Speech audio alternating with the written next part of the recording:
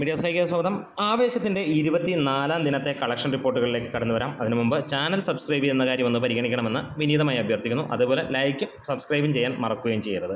അങ്ങനെ 24-ാം ദിനത്തിലേക്ക് കടക്കുമ്പോൾ ഈ സമീപകാലത്ത് ഇറങ്ങിയ ഏത് ചിത്രത്തെ എടുത്തു വെച്ച് നോക്കിയാലും ഏറ്റവും മികച്ചു നിൽക്കുന്ന സിനിമയായി മാറുന്നു ആവേശം എന്ന് തന്നെ പറയാം. ആടുജീവിതം, വർഷങ്ങൾക്ക് ശേഷം, Manjummel boys, ഗോഡ്സില, Pavi caretaker, Malayali from India, Nadigar, ഇത്രയും സിനിമകളാണ് ഇപ്പോൾ തിയേറ്ററുകളിലുള്ള സിനിമകൾ. ഇതിൽ ഏറ്റവും കൂടുതൽ കളക്ഷൻ നേടുന്ന സിനിമയായി മാറുകയാണ് ആവേശം. ഇതിനോടകം തന്നെ 150 കോടി എന്നുള്ള ലക്ഷ്യത്തിലേക്ക് സിനിമ എത്തിക്കൊണ്ടിരിക്കുന്നു.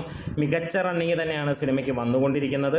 എന്താണേലും ഇന്നലത്തേനേക്കാൾ കൂടുതലാണ് ഇന്നത്തെ കളക്ഷൻ, അതായത് 22% മുകളിൽ. അപ്പോൾ നോക്കും ഇന്നലെ വളരെ കുറവാണോ? അങ്ങനെയല്ല, ഇന്നലെയും സിനിമയ്ക്ക് വമ്പൻ കളക്ഷൻ തന്നെയായിരുന്നു.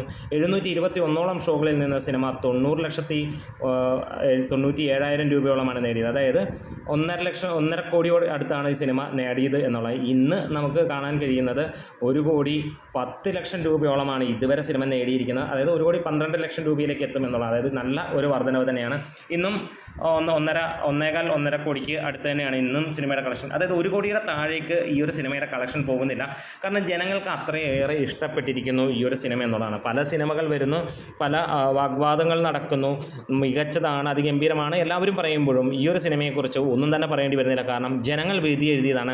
ആ വിധിയാണ് ഇന്നും നമുക്ക് കാണാനുള്ളത്. നാളെ ഇതിൻ്റെയൊക്കെ മുകളിലായിരിക്കും ഇതിൻ്റെ കളക്ഷൻ വരുന്നതെന്ന് യാതൊരു സംശയവുമില്ല. അപ്പോൾ നമുക്ക് കാത്തിരിക്കാം. ഈ ഒരു സീസണിൽ ഇറങ്ങിയതിൽ ഏറ്റവും, അല്ലെങ്കിൽ ഇപ്പോൾ തിയേറ്ററിൽ ഓടിക്കൊണ്ടിരിക്കുന്നതിൽ ഏറ്റവും നമ്പർ 1 മൂവിയായിട്ട് തന്നെയാണ് ആവേശം ഓടിക്കൊണ്ടിരിക്കുന്നത്.